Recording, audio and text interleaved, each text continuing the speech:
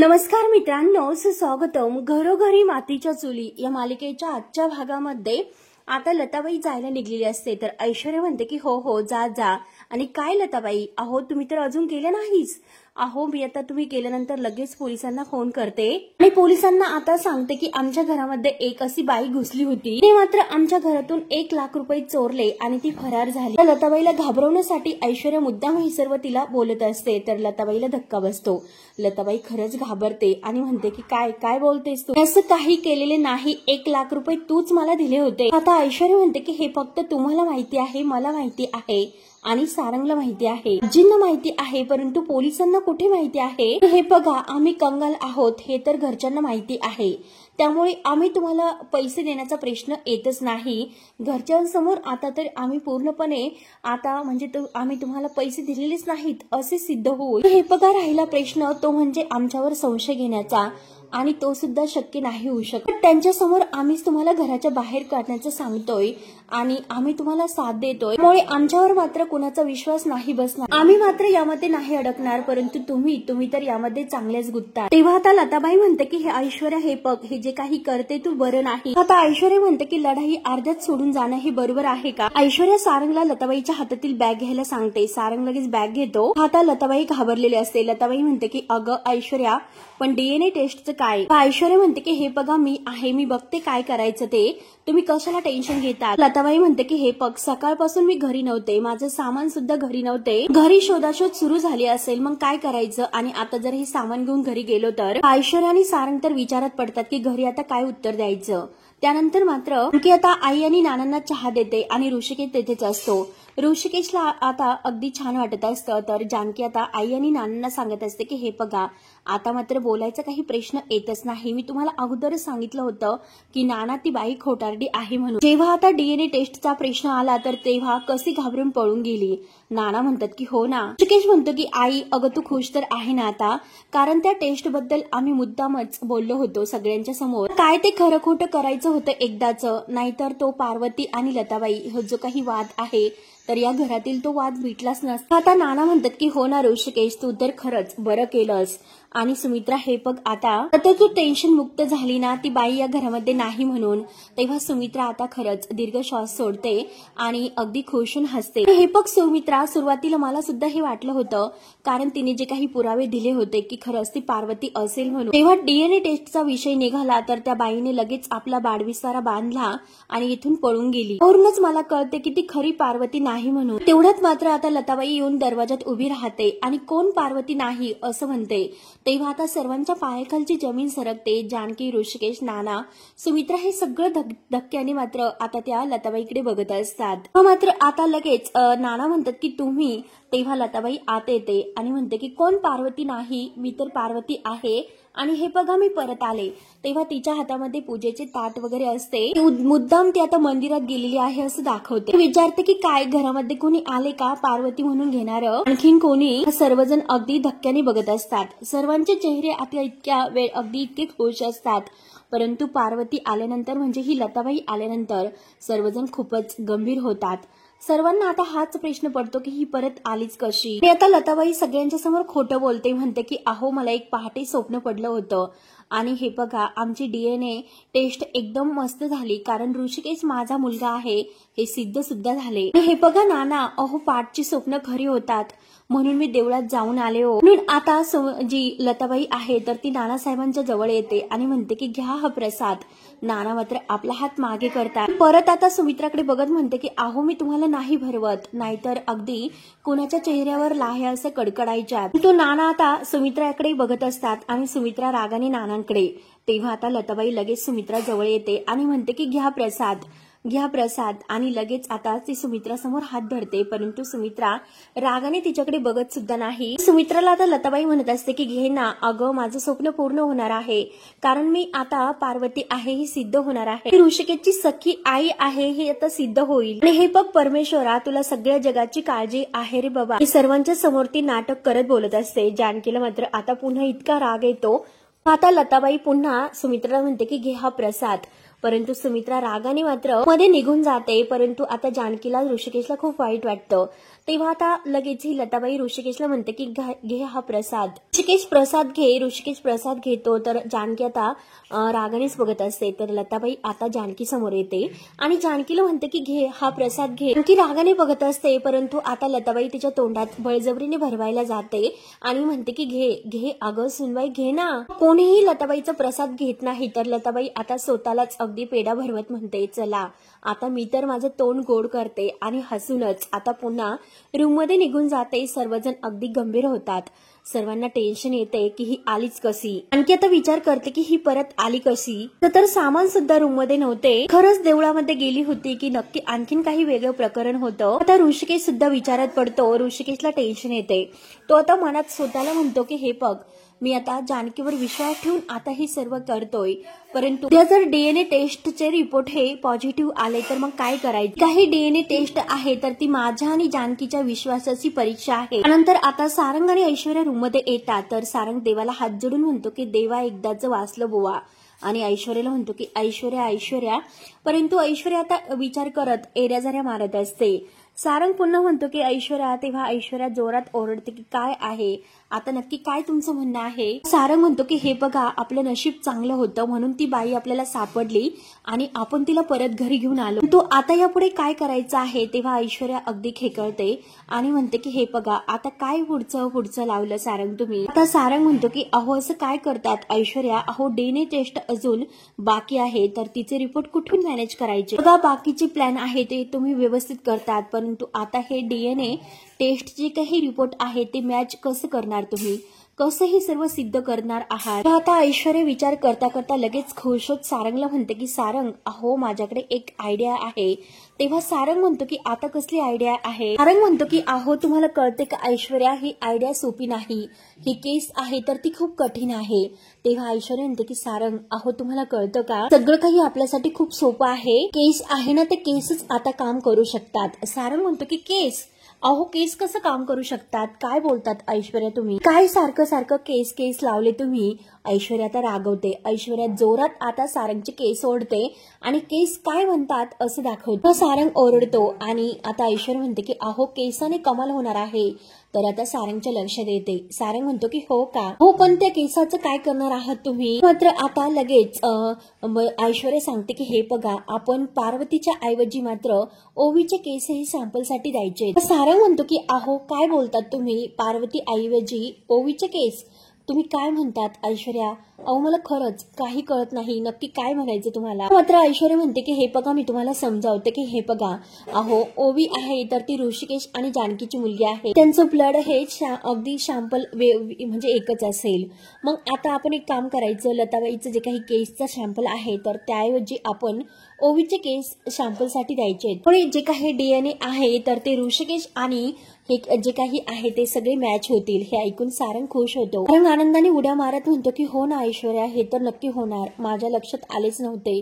खरंच काही आयडिया तुम्ही शोधून काढली. खरंच सांगू का अहो तुमचे केस सुद्धा खूप वेगळे आहेत. तुमच्या डोक्यामध्ये काय प्लॅन येतात खरंच नवीन नवीन प्लेन येत असतात आणि सगळे काही अगदी छान होतात. आता मात्र ती लताबाई ही पार्वती आहे ही सिद्ध होणार म्हणून सारंग आता आनंदाने उड्या मारायला सुरुवात करतो.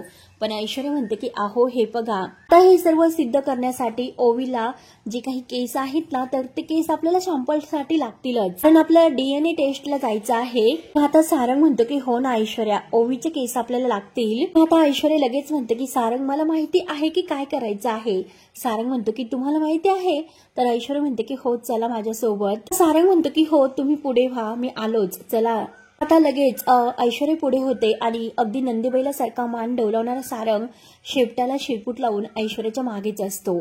त्यानंतर आता इकडे जानकी ऋषिकेश रूम मध्ये असतात. तेथे ओवी असते. जानकी आता ऋषिकेशला म्हणत असते की हे बघा ऋषिकेश अहो खरंच मला हेच कळत नाही की ती बाई सकाळी सगळे तिचं सामान वगैरे घेऊन घर सोडून निघून गेली होती, परंतु ती परत आलीच कशी. ऋषिकेशला सुद्धा तोच प्रश्न पडलेला असतो. आता ऋषिकेश म्हणतो की ती तर परत आली आणि टेस्ट करायला सुद्धा ती आता तयार आहे. आता जानकी वैतागते. जानकी म्हणते की हे बघा ऋषिकेश नक्की काहीतरी गडबड आहे.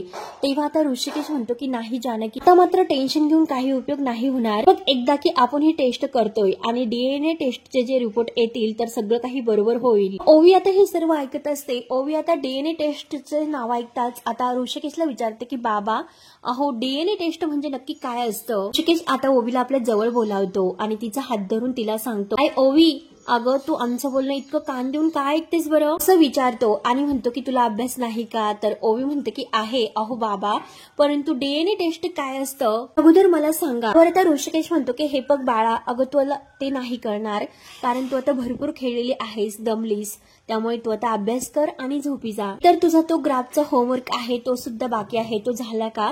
तर ओवी म्हणते की नाही बाबा, त्यासाठीच मला तुमच्या दोघांची हेल्प हवी आहे. ऋषिकेश विचारतो की ओवी कसली हेल्प तुला. आता ओवी म्हणते की आई आणि बाबांच्या लहानपणीच्या फोटोचे कोलाज बनवायला सांगितलेला आहे. बरं तर ऋषिकेश म्हणतो की हो ना, अगं मग कोलाज कर, तू तयार कर. बरं लगेच ओवी म्हणते की अहो आई आणि बाबा, त्यासाठी तुमचे लहानपणीचे फोटो तर मला हवे आहेत. हे बघा बाबा, ऍक्च्युली मला तुमचे नकोय कारण तुमचे लहानपणीचे फोटो तर माझ्याकडे आहेत, परंतु आईचे हवे आहेत. तर ऋषिकेश म्हणतो की बरं ठीक आहे. आता जानकी विचारत असते. ओवी आणि ऋषिकेशच्या बोलण्याकडे काही जानकीचं लक्ष नसते.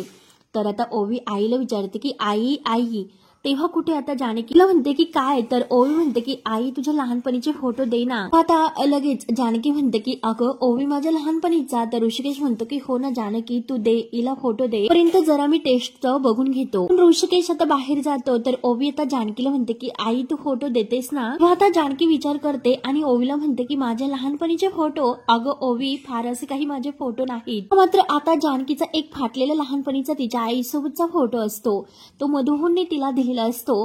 तेव्हा आता जानकीला तो फोटोची आठवण होते.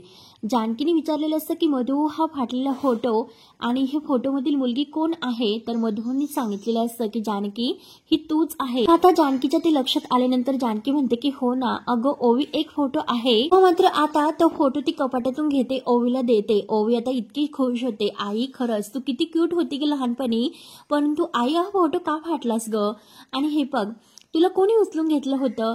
तर जानकी आता तो फोटो बघत म्हणते की अगं माझ्या आईने. तर ओवी विचारते की अगं तुझ्या आईने तेव्हा तुला उचललं होतं, पण तुझ्या आईचा चेहरा काय इथे दिसत नाही. आता जानकी म्हणते की कारण फोटोच्या फाटलेल्या दुसऱ्या भागात तो चेहरा गेलेला आहे. आता ओवी विचारते की अगं मग आई फोटोचा दुसरा भाग कुठे आहे. आता जानकी म्हणते की अगं ओवी, किती प्रश्न विचारतील. अगं मला सुद्धा माहिती नाही कारण मधुहूनने हाच फोटो मला दिला होता. तोच फोटो मी जपून ठेवलेला आहे. तुला लागणार आहे ना, जपून ठेव व्यवस्थित. तेवढ्यात आता जी जोगतीन आई असते तर देवी आईचा उदो उदो करत ती आता दाराशी येते. जानकीच्या कानावर तिचा आवाज येतो. तर जोगतीन म्हणून जानकी लगेच ओवीला म्हणते की मी आलेच आणि लगेच घाईने बाहेर येते. जोगतीन म्हणल्यानंतर आपल्या जानकीला खूप आनंदच होतो. जानकी धावतच बाहेर येते आणि पदर वगैरे घेऊन आता खुशून ती जोगतीनला विचारते की आई तुम्ही. तेव्हा आता लगेच जोगतीन म्हणते की हो, देवी आईचा उदो उदो. जानकी नमस्कार करते, तिच्या पाया पडते. आता जानकी नमस्कार करून विचारते की आई काय तुम्ही इतक्या सकाळी.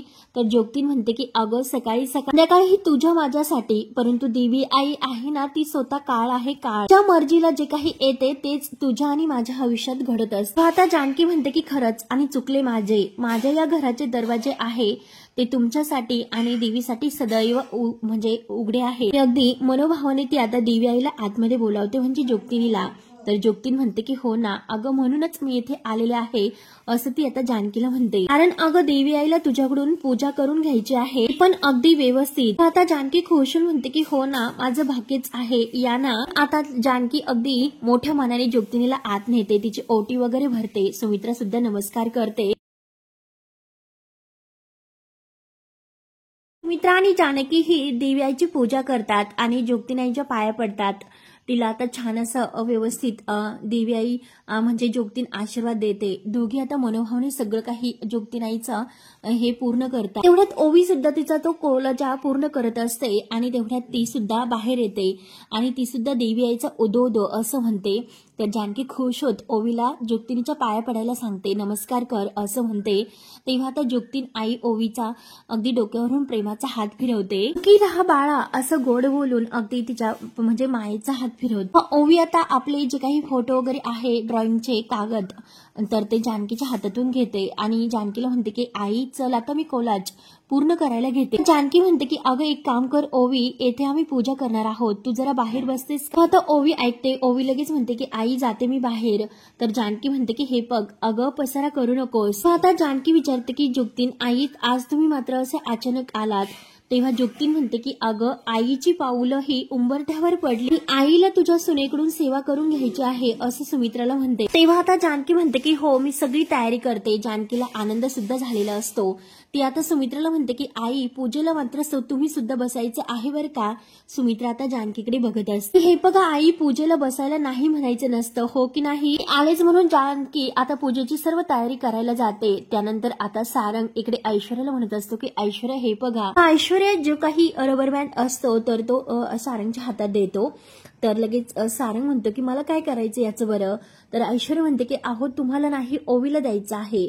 तेव्हा आता सारंग विचारतो की ओवीला देऊन काय होणार आहे. तर ऐश्वर्या वैतागते. ऐश्वर्या आता रागाने म्हणते की सारंग तुम्हाला कळते का, अहो हा जो काही नवीन रबर बँड आहे तर तो तुम्हाला ओवीला द्यायचा आहे आणि जो तिचा जुना रबर बँड आहे तर तो घ्यायचा आहे, कारण त्यामध्ये केसही अडकलेले असतात आणि आपल्याला ओवीचे केस सॅम्पलसाठी द्यायचे की नाही लक्षात आले का तुमच्या डीएनए टेस्टसाठी ओवीचे केस आपल्याला द्यायचे आहेत, त्यामुळे हा रबर बँड तुम्ही ओवीला द्या. तेव्हा सारंग खुश म्हणतो की हो हो आले माझ्या लक्षामध्ये. खरंच तुमच्या डोक्यात तर खूप छान असे आयडिया येत असतात आणि तुमच्या बरोबर राहून राहून मी सुद्धा आता हुशार होणार आहे. म्हणून सारंग लगेच खुश होत आता तो रबर बँड आहे तर तो ओवीला द्यायला जातो. परत मागे येऊन म्हणतो की अहो ऐश्वर्या तुम्हीच द्या बरं वाटेल ओवीला. ऐश्वर्या वैतागते आणि रागाने ती सारंगच्या हातातून तो रबर बँड घेते आणि सारंगला म्हणते की चला.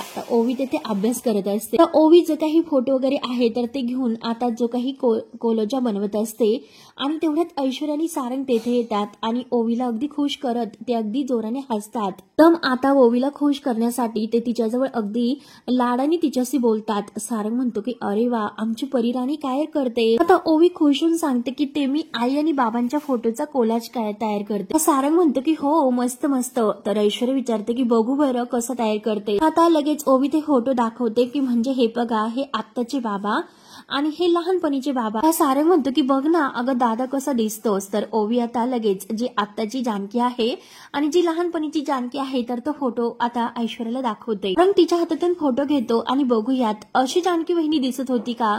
तेव्हा ओवी म्हणते की हो. तो फोटो आता ऐश्वर्याच्या हातात देतो आणि तो ऐश्वर्याला म्हणतो की बघ ना वहिनी कशी दिसतेस. ऐश्वर्या फोटो बघते आणि ओवीला विचारते की ही तुझी आई आहे का, लहानपणी ती अशी दिसत होती का. तू काय ग हा हात कुणाचा आहे. तर ओवी म्हणते की हा हात तिच्या आईचा आहे. जो काही अगदी राहिलेला पार्ट आहे ना त्यांचा चेहरा तर तो दुसऱ्या फोटोच्या फाटलेल्या भागामध्ये आहे. हा फोटो आईला मात्र मधू आजोबांनी दिलेला आहे. ऐश्वर्या त्या फोटोकडे बघतच असते. त्यानंतर आता इकडे देवी आईचं मस्त स्नान वगैरे आता जी काही मूर्ती आहे ती पाण्यात ठेवली जाते. पूजा वगैरे आहे ते सगळं काही आता व्यवस्थित जानकी करत असते. भावने जानकी आता ही पूजा पूर्ण करते. जोगती नाही तिच्याकडून हे सगळं काही करून घेत असते. मात्र आता इकडे ऐश्वर्या तो फोटो बघते आणि ओवीला म्हणते की छान आहे घ्या हा फोटो. तर सारंग लगेच म्हणतो की मी काय म्हणतो हे बघ. ज्या ओवी राणीसाठी ऐश्वर्या काकूने काहीतरी गिफ्ट आणलेला आहे म्हणून बरोबर आता ते ओवीशी गोड बोलण्याचा प्रयत्न करतात. आता ओवी म्हणते की आज मात्र माझा काही बर्थडे वगैरे नाही, तुम्ही का माझ्याशी गिफ्ट आणला. तेव्हा आता सारंग म्हणतो की अगं वेडे गिफ्ट काय फक्त बर्थडेला देतात का, अगं तुझ्यासाठी प्रेमाने आणले हे गिफ्ट. आता ऐश्वर्या जो काही आता केसांचा बेल्ट आहे तर तो ओवीला दाखवते आणि हे बघ ओवी अगं तुझा जो बेल्ट आहे ना तर तो खूप जुना झालेला आहे. बघ ना ओवी अगं तुझ्या त्या बेल्टला कलर सुद्धा नाही, ब्लॅक कलर आहे, परंतु हा बघ ना मी कसा आणलेला आहे तो बघ. हा जो काही पिंक कलरचा बेल्ट आहे तो घे, एकतर खरंच खूप छान आहे. तर ओवी स्पष्ट म्हणते की नाही मी नाही घेऊ शकत. मी मात्र त्यांनी जो काही हेअर बेल्ट दिलेला आहे तो घ्यायला तयारच नसते, कारण हा माझ्या आईने मला दिलेला आहे, मला तुमचा हेअर बेल्ट नकोय असं स्पष्ट ती उत्तर देते. आता जानकी देवीची पूजा वगैरे झाल्यानंतर डोळे झाकून घेते आणि देवीला अगदी मनोभावाने ती घंटा वाजवत मात्र घंटा नाद करत असते. आणि तेवढ्यात सुमित्रा तिच्याशी जे काही वागलेली आहे तिच्या कानामागे दिलेले सगळे क्षण आतापर्यंतचे या घरामध्ये घडलेले जानकीला आठवतात. सगळं आठवून ती आता देवी आईला हात जोडून म्हणते की देवी आई आई जेव्हा काहीच कळेनासे होते, इकडे मार्ग हे बंद होतात, तेव्हा लेकरं हे तुझ्या दाराशी येतात, तुझ्या चरणी येतात. त्यामुळे देवी आई आज मी तुझ्या चरणी आलेले आहे, त्यामुळे तू आम्हाला मार्ग दाखव आणि माझ्या घरावरचं हे संकट दूर कर, सगळं संकट दूर कर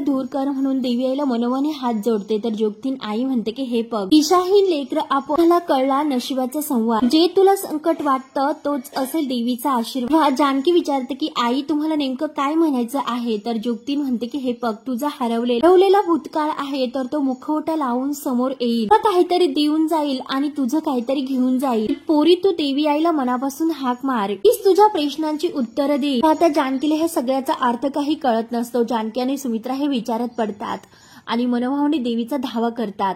त्यानंतर आता इकडे सारंग आणि ऐश्वर्या बरोबर गोवीशी इतकं गोड बोलण्याचा प्रयत्न करून तिला तो बेल्ट देण्याचा प्रयत्न करत असतात, परंतु आता ओवी स्पष्ट त्यांना नकार देते. ती ऐश्वर्या ओवीला म्हणते की हे बघ, अगं मी तुला फक्त हेअर बेल्ट नाही तर त्यासोबत आणखीन एक गंमत देणार आहे. लगेच आता ओवीला ती तिकडे बघायला सांगतात आणि ऐश्वर्या म्हणते की चॉकलेट हे बघ. तर सारंग बरोबर तिला गोड बोलून अगदी ओवी अगं बघ नाही चॉकलेट म्हणून तिला अगदी इतका छान वागत असतो. ओवीला बरोबर ते आपल्या तालात फसवण्याचा प्रयत्न करतो. ओवी आता त्यांचा चॉकलेट सुद्धा घ्यायला तयार नसते, स्पष्ट म्हणते की मला नकोय. ऐश्वर्याला खूप राग येत असतो आणि तेवढ्यात ओवी खाली बघ, तिला काहीतरी आठवते. ती लगेच म्हणते की मी आणायचं तर विसरले आणि लगेच ती आतमध्ये जाते. ऐश्वर्या आणि सारंगला तर खूपच राग येतो. किती बावट आहे, ऐश्वर्या म्हणते ही मुलगी खरंच बावट आहे. तेव्हा सारंग म्हणतो की अहो ऐश्वर्या काहीतरी आणण्यासाठी गेलेली आहे, ती येईलच. तर ऐश्वर्या म्हणते की हे बघा, किती काही झालं तरी ह्या मुलीसमोर आपण झुकायला नकोय, किती काही झाले तरी आपल्याला तिचे केस मिळवायचेच. तर सारंग म्हणतो की हो, आपल्याला जरी केस मिळवायचे असेल परंतु असं काही करून आपल्याला नाही चालणार. जर तिच्याबरोबर जबरदस्ती करून हे सर्व घेण्याचा प्रयत्न केला तर ती कसं आहे की आरडा ओरड करेल, त्यामुळे सगळा गोंधळ निर्माण होईल. त्यासाठी आपल्याला डोकं वापरून काय करायचं आहे ते ठरवावं लागेल. मग तुम्हीच सांगा की ऐश्वर्या काय करायचं आहे बरं. ऐश्वर्या टेन्शन मध्ये आलेली असते, विचार करत असते. सारंग पुन्हा तिला विचारतो की सांगा ऐश्वर्या काय करायचं.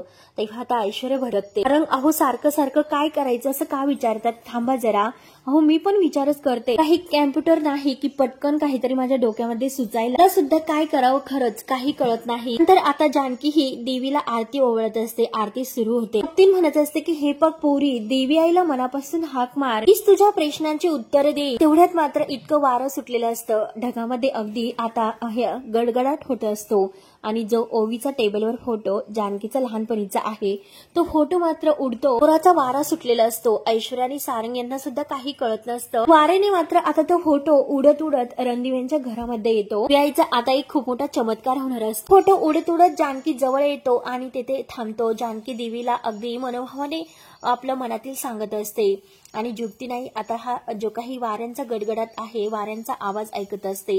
काहीतरी चमत्कार होणार आहे हे जुगती नाईला कळालेलं असतं. त्याचा संकेत आता तिने जानकीला दिलेला असतो. तेव्हा आता जानकी विचारात पडते आणि मनोभावाने देवीची धावा करते.